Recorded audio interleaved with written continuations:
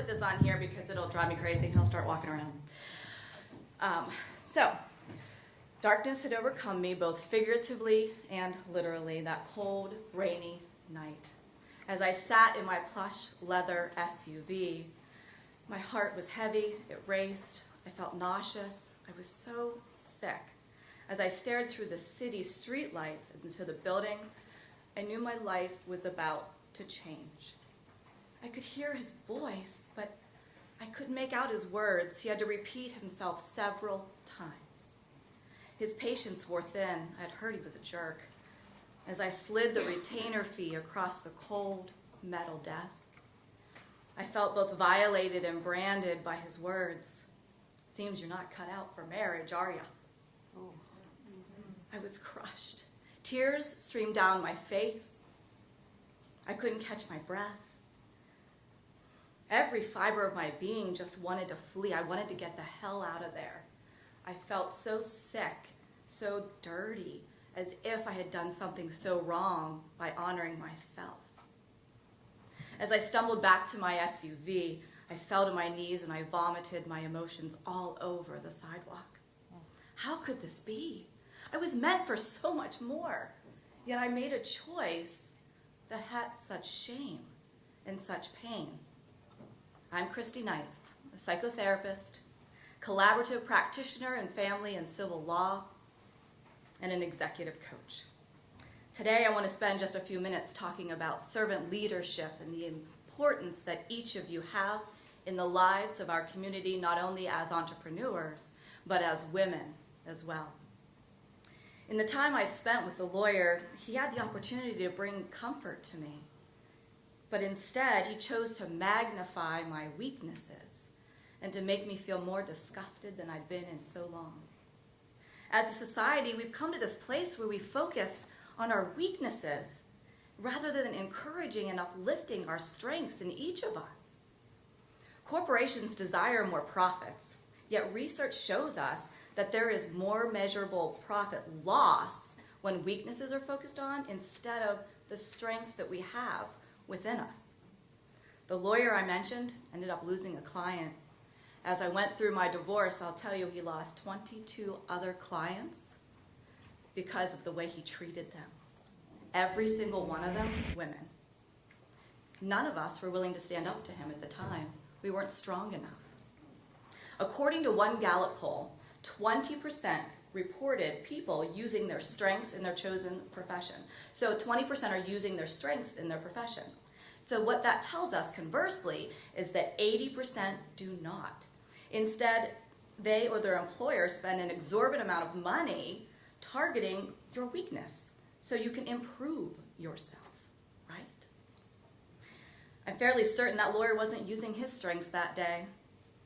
Take a moment and think to yourself, what are your strengths? What are your weaknesses? Time and time again in my office when I ask this question, it's part of a standard intake when I work with people, they really struggle to find a strength, but we simply don't have enough time to even talk about the weaknesses they listed.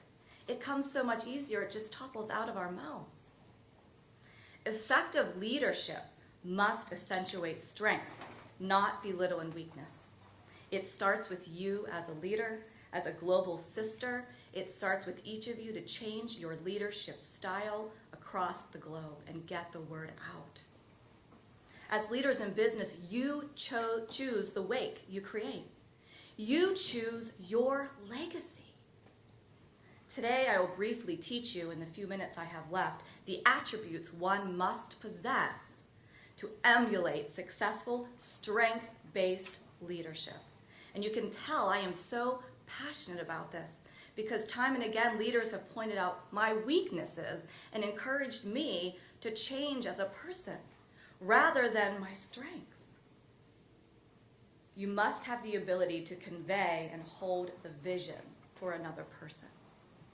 In times of doubt, a servant leader will compel the strengths of another person to create forward momentum. The center of the relationship is about edifying your strengths and the growth of that person.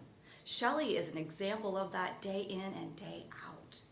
She edifies the strengths in each of you. You were each chosen to be here for a reason. Full engagement is required. There is no time to be half in or half out. You are all in.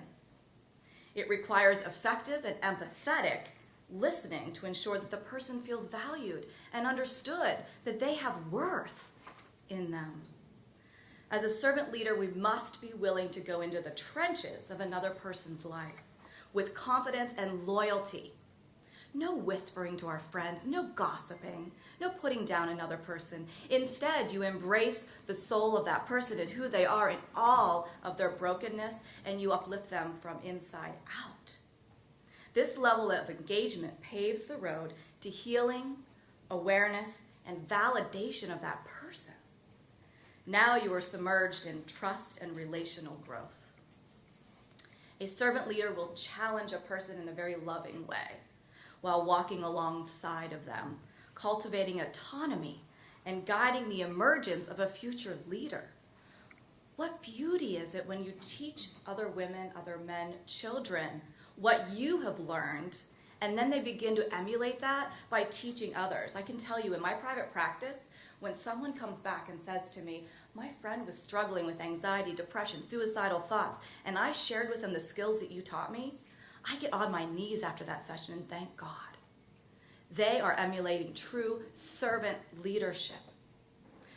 Finally, the core attribute you must possess to be a servant leader is overwhelmingly simply cannot contain desire to change the globe. And that's what brought you here. Each and every one of you, by your attendance today, has taken that first step to changing the globe by committing to being a beautiful sister servant leader. Sister servant leader. You serve. Let us commence to change the world, sister servant style. Welcome to the Global Sisterhood.